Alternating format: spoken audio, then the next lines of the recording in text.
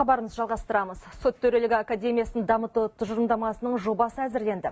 Бұл туралы Сенат депутаттарының сот төрелігі академиясында өткізген кездесуінде айтылды. Академия бүгінде оқу процесін жаңғыртуға және инновациялық білім беру бағдарламаларын енгізуге бағытталған жаңа бастамаларды іске асыруға кіріскен.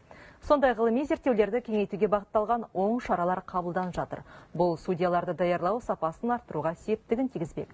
Сенаторлар судьялыққа үміткерлер мен заң қоғамдастығы тарапынан академияға деген қызығушылықтың айтарлықтай өскенін атап өтті.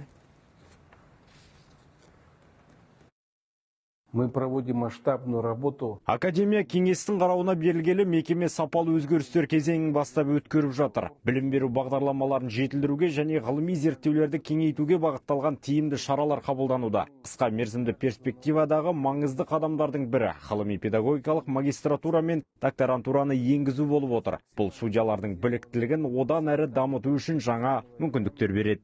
Кездесудің мақсаты мемлекет басшысының тапсырмасын орындау аясындағы қазіргі мынау сот жүйесіндегі кадрлық әлеуетті күшейту, сот төрелігіне қолжетімділікті нығайту мәселелері бойынша осы енді сот төрелігі академиясы осы судьяларды дайындау, қайта оқыту, біліктілігін арттыру мәселелері бойынша үлкен осындай маңызды оқу орны табылады. 2024 жылдың 1 шілдесінен бастап бұрынғы жоғарғы соттың қарамағында болған академия заңнамалық түрде осы жоғарғы сот кеңесінің қарамағына өтті.